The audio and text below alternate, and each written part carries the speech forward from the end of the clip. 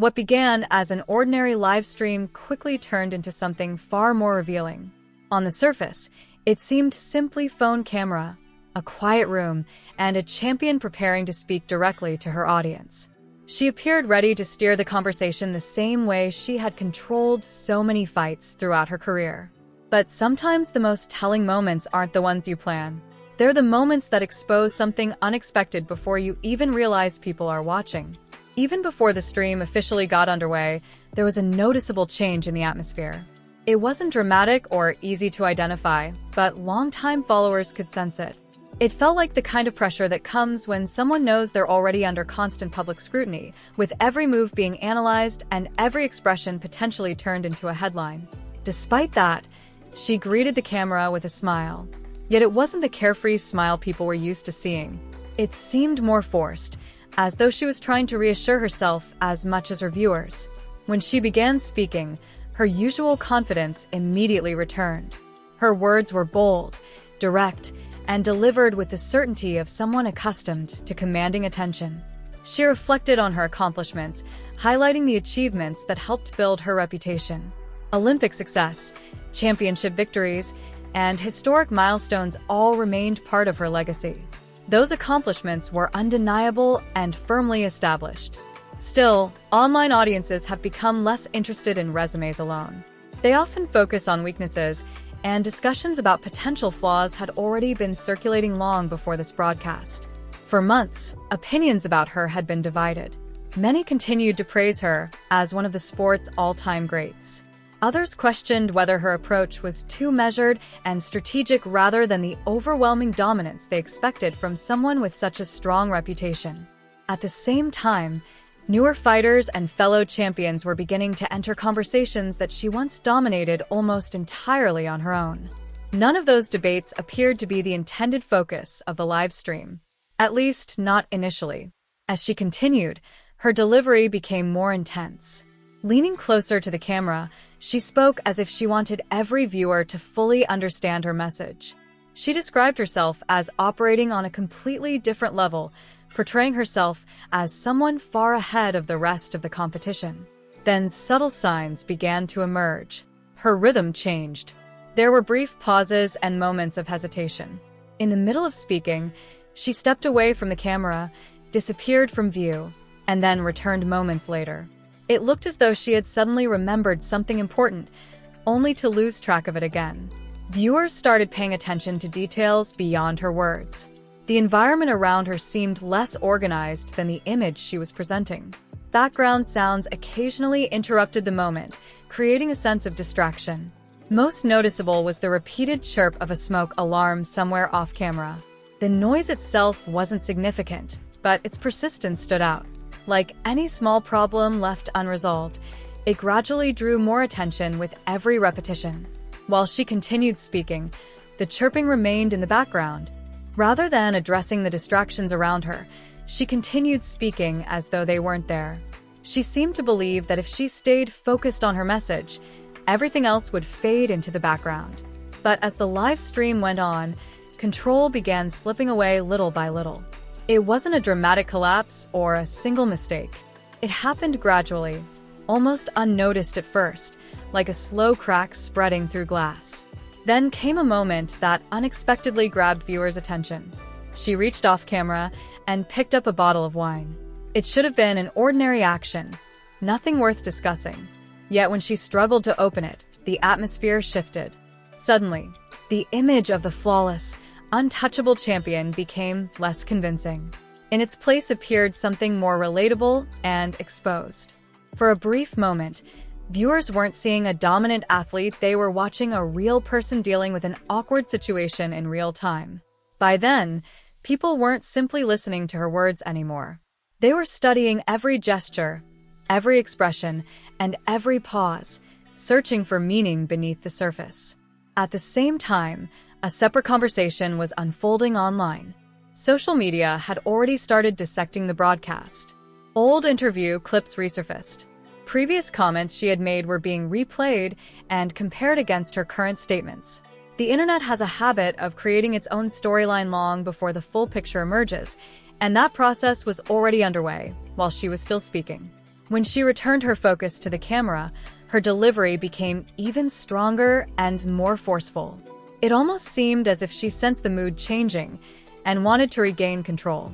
She emphasized her accomplishments, defended her standing in the sport, and reminded viewers why she believed she remained at the top.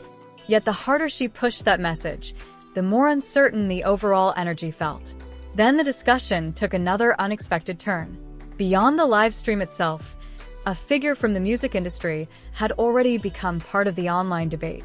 Not through direct interaction, but through the modern cycle of lyrics, viral clips, reactions, and endless interpretations that spread across social platforms faster than facts ever can. At that point, the conversation expanded far beyond boxing. It became a discussion about public image, reputation, and how quickly public opinion can shift when thousands of people examine the same moment from different perspectives. Meanwhile, she remained in front of the camera, unaware that every detail was being preserved. Not just her statements, but the small moments in between, the ones that often become the most talked about later. As the live stream continued, the atmosphere felt noticeably different. The confidence that defined the beginning of the broadcast had been replaced by mounting pressure.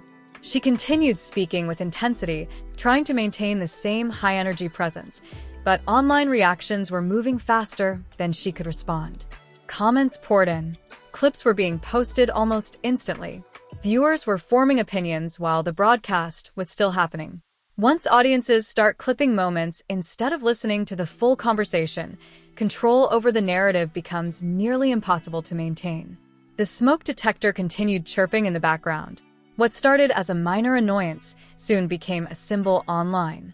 Many viewers treated it as a reflection of everything happening around her, a problem left unresolved while attention was focused elsewhere. Then, a few of her remarks began landing differently than intended. Certain comparisons, observations, and comments about fellow fighters were quickly isolated from the larger discussion. Within minutes, those snippets were circulating online, being interpreted and debated by thousands of people. While she continued explaining herself, the internet had already assigned its own meaning to her words. That was when signs of frustration became harder to hide. She stood up, paced around, and appeared to be searching for a way to regain momentum. But the atmosphere had already shifted, and no matter how much she tried to redirect the conversation, the situation no longer felt entirely under her control. At that stage, nothing she did seemed capable of restoring the atmosphere she had at the beginning. Even the smallest details, the bottle that refused to cooperate and the constant beeping in the background, started attracting more attention than they normally would have. What should have been insignificant was now becoming part of the conversation. Meanwhile, beyond the live stream itself, the discussion was growing rapidly. The situation had expanded far beyond boxing circles. Celebrities, rumors, online theories, and outside opinions were all being pulled into the same debate. Different narratives were colliding, creating a storm of speculation that kept getting bigger with every passing minute. Yet she continued speaking as if she could still guide where the conversation was headed.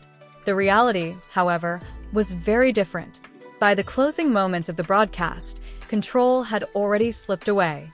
The stream no longer felt like a direct conversation between her and the audience. Instead, it felt like viewers were witnessing an event that had already been judged and interpreted before it was even finished.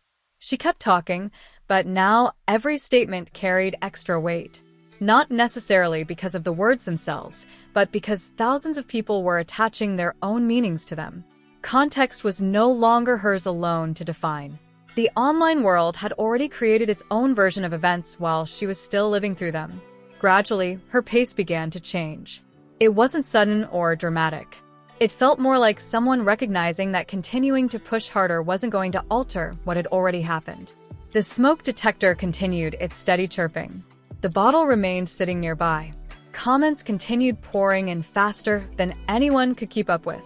The pauses between her sentences became more noticeable. At a certain point, she seemed to stop driving the conversation and instead found herself responding to the reactions surrounding it. That's often the real turning point in moments like these, not the loud arguments or viral clips, but the subtle instant when influence quietly shifts from the speaker to the audience. Eventually, the live stream came to an end. Or perhaps more accurately, it reached a point where ending it felt inevitable. It no longer seemed like a carefully planned conclusion. It felt more like letting go of something that had already taken on a life of its own. But online culture rarely allows moments to disappear. Within minutes, recordings of the stream were spreading across social media. Users replayed sections repeatedly, slowed footage down, and analyzed every detail. Facial expressions, pauses, background noises, and offhand remarks all became pieces of a much larger story people were building together in real time. When the stream was later removed, it didn't erase the discussion. If anything, it intensified it. Many viewers saw the deletion as evidence that something significant had happened. In today's internet environment, attempts to make content disappear often have the opposite effect, drawing even more attention to it. Outside the broadcast, debates continued to grow. Supporters defended her perspective. Critics questioned her behavior and comments. As the conversation evolved, the original purpose of the live stream began to fade into the background. What started as a message about achievement, confidence, and status in the sport became just one piece of a much larger discussion. That's what happens when a moment spreads across the internet. Once it reaches that point, ownership changes. It no longer belongs solely to the person who experienced it. It belongs to everyone who watched, shared, clipped, analyzed, and assigned meaning to it. The biggest twist isn't that the live stream ended. It's that it never truly stopped. It continued through reposts, reaction videos, online debates, and endless commentary that carried the moment far beyond its original runtime. Somewhere along the way, the original intention became buried beneath the noise. A broadcast meant to display authority became remembered for the perception that authority was slipping away. An effort to strengthen an image transformed into a discussion about how public perception is formed. What began as a short live stream ultimately became something much larger than its length would suggest. Not because of careful planning, but because of the unexpected details people noticed and the interpretations they created.